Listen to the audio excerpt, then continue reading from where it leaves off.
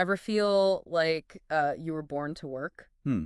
Well, today's deep dive takes us back to ancient Mesopotamia, Okay. where they had a whole myth about it. Interesting. We're talking about the epic of Atra-Hasis, Right. which gives us a glimpse into how they saw the whole creation thing. And trust me, their version is wild. We're talking gods, monsters, rebellions, Wow. and the kind of clay you definitely don't want to use for pottery. Okay, you've definitely piqued my interest. Yeah. So where do we even begin with the story, this epic? Well, it all starts with a cosmic labor dispute. Hmm.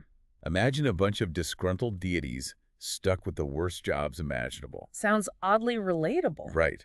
Except in this case, we're talking about the Ijigi. Okay. These minor gods slaving away for the big shots, the Anunnaki. Okay. Think digging canals, Right. building cities. Mm-hmm. Basically the Mesopotamian equivalent of never-ending home renovation. And they weren't too happy about it. Let's just say that 3,600 years of back-breaking labor will make anyone cranky. Yeah. The epic actually describes them groaning and blaming each other, grumbling over the masses of excavated soil. Wow.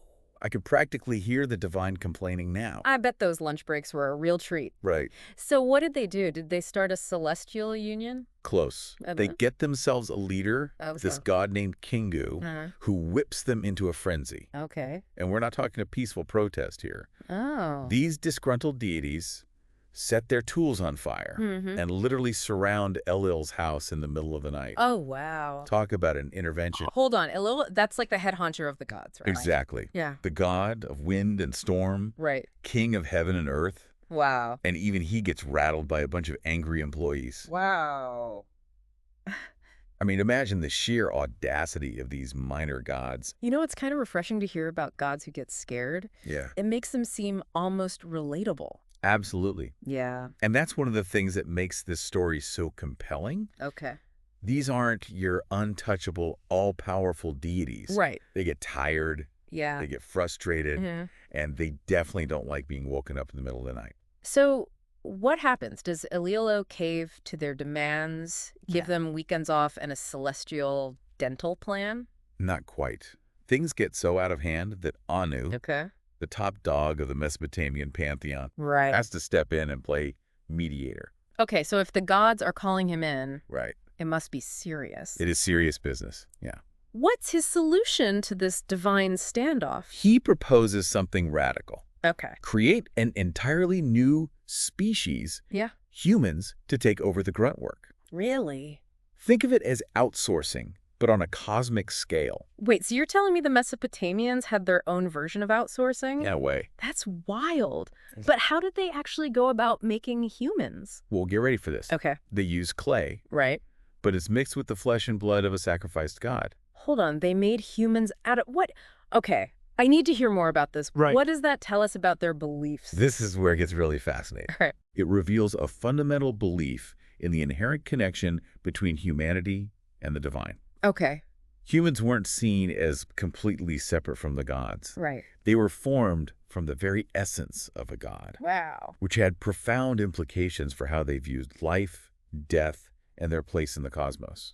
So it's like we're not just workers. Right. We've got a bit of that divine spark, Right. but also maybe a bit of that temper that got the gods in trouble in the first place. Exactly. Okay. And that inherent connection is going to come into play big time as the story unfolds. Okay. But before we jump ahead, Okay. let's talk about the goddess who gets tasked with this whole human-making business. Oh, right. That's Nintu, also known as Memi, right? That's right.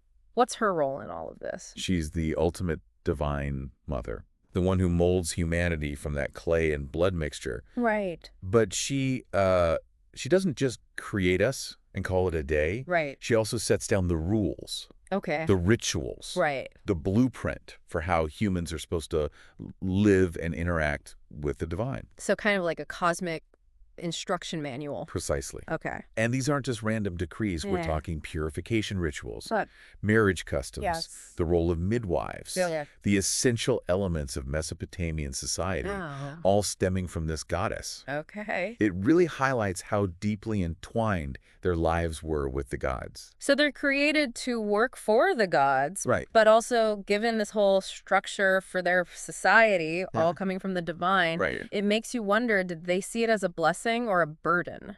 Yeah. Close connection to the gods. That's a question that runs through the entire epic. Okay. And as the story unfolds, Yeah. we see that it's not always easy living under the watchful eyes of the divine. Okay, you're making me nervous now. What happens? Well, fast forward about 600 years, Okay. humans are doing too well. Okay. At least from the gods' perspective. Oh. They're multiplying, they're Yeah. building cities, Yeah. and they're making a lot of noise. Can you imagine being a god and complaining about the noise? Right. Like, hey, it's 4000 BCE, invent some earplugs. But remember, this is Ellil we're talking about, the god of wind and storm, Right. who likes things a certain way, and Yeah. he is not a fan of the commotion. So what's he going to do about it? Send them all to their rooms without any celestial supper? He goes for something a bit more drastic. What's that? Ellil decides to unleash a plague on humanity. Oh, no. It's called the Shuruppak disease. Okay. And it's basically designed to thin the herd, so to speak. Okay, talk about a serious noise complaint. So are humans doomed? Wow. Is this the end of their story? This is where our hero Atra-Hasis comes in. Okay. Now, he's not a warrior or a king. Okay. He's described as a wise man, Okay. someone in tune with the gods, Uh-huh. particularly Enki. Enki. He's the one who kind of gave us the whole clay and blood recipe, right? That's the one. Oh. Always the clever one. Right. Always looking out for humanity in his own way. Okay. And when Atra-Hasis goes to him for guidance, Yeah. Enki gives him a very unexpected solution. What's that? Disrespect the other gods. Pray to a minor deity named Namtara instead. Wait, seriously. Disrespect is the answer. What's that going to achieve? It's a bold move, Yeah. a calculated risk that speaks to the complexity of their belief system. Okay. Remember, these weren't gods who simply demanded blind obedience. Right. There's a push and pull, Right. a dynamic where even disrespect could be used strategically.